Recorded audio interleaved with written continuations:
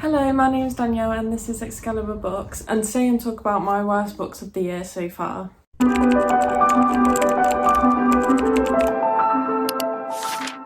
I thought I'd do this because a few days ago I spoke about my favourite books of all time, and so now I thought I'd do the worst books that I've read so far this year. I was going to do the best books I've read so far this year, but I've talked about them quite a lot in other videos, so I don't want to keep repeating myself, so I'm just going to skip that one this time and talk about the worst books. This is just my opinion. This could be someone's favourite books. Everyone has different tastes, don't they? So I'm not saying that these are bad books, they just weren't books for me. I find it quite interesting listening to people's worst books because sometimes, like, when someone gives a really bad review of a book, it actually makes me want to read it. Hopefully you can get some idea of whether you like or dislike these books as well. I don't actually have any of these books anymore. I've either took them to the charity shop or put them on Vinted, or they were from the library, because I'm quite good at unhauling books straight away if I don't like them. I don't tend to keep them sitting around for very long. Now, these aren't in any particular order. I just went on my Storygraph and wrote a list down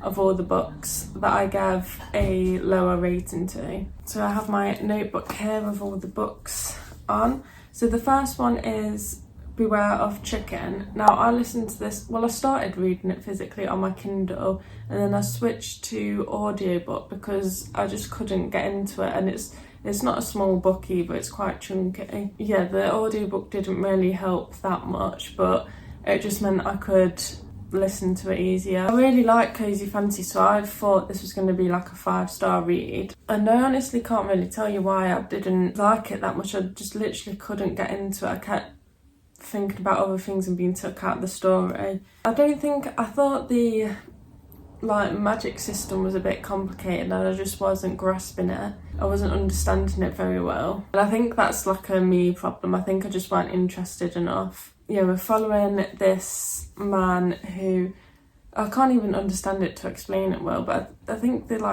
died at the start of the book, and then their soul went into another body, and then he wanted to live this new life as a farmer and build a farm on his own land and stuff. I did like the talking animals and stuff, that was quite fun. But yeah, I gave this a 2-star, really couldn't get into it, didn't like it. And when they're that long as well, because the books in the series only get longer, I just thought I can't keep reading these long books when I'm not interested in them. So the next one was Night Gaunts by Joyce Carol Oates. I got this one from the library, and it's I think it was like a collection of short stories. I can't really remember now. I can't remember what any of the stories were about, but I didn't like the writing style, but I really want to get into this author and I really want to like her books. So I have Zombie by the same author, which I'm a bit intimidated to read, and I just got another one out from the library called Babysitter, so I'm not sure if that one's going to be the same sort of thing. But yeah, this one was short stories and I just didn't like the writing, and I'm hoping it's just for this book that I didn't like the writing of. And that was 2 stars as well, that I gave that one. Next, I listened to Starling House is it by Alex E. Harrow? I think it is. Yeah, so this one, from my understanding, it's an adult book, I think, but what I really disliked about it is it read quite YA. I might be wrong about that, but I'm just thinking back on my thoughts at the time, and I might be getting this mixed up with another book, but I'm pretty sure it was adult and it felt YA, and I didn't like the main character. I like reading unlikable main characters, but there's got to be interesting as well. So if I don't like them, I've got to be interested in them to enjoy it. Otherwise, what's the point of reading from an uninteresting, unlikable character? And that's what I felt like this main character was. I wasn't interested in the story of Starling House, and there was a romance between the man living in Starling House and our main character, and that just felt a little bit forced and convenient. That is my feelings on Starling House. Next is Butcher and Blackbird. Now, this was my fault because I don't read romance and I don't like romance, and then I'm here reading a romance book, so I think it was quite obvious that I wasn't going to like it going in. However, I thought like the horror elements would override that and make me like it nonetheless. But I think if it was very heavy on the romance like from the start, and I think if that was just like toned down a little bit and it was more emphasis on the horror side, I would have liked it and would have enjoyed it. But that's not what it's advertised as anyway. It is a dark romance. But I know loads of people enjoy this book, and if that's your like go-to genre that you like to read, I have no doubt that you probably like this one as well. I shouldn't have read it basically. Next is, and that was Starling House was 2 stars and Butcher and Blackwood 2 stars. The next 2-star book was Halloween Party, which I read recently by Agatha Christie. I was a bit disappointed because I love reading Agatha Christie books and I don't really want to give any a low rating, but you could kind of tell that this was coming to the end of her writing career. Like, it was a later release, and I got the sense, like, I'm not saying she was, but I got the sense of like she was fed up of Poirot and writing these stories. That's what it felt like and how it come across anyway. Like, it was a bit boring, it was a bit sluggish.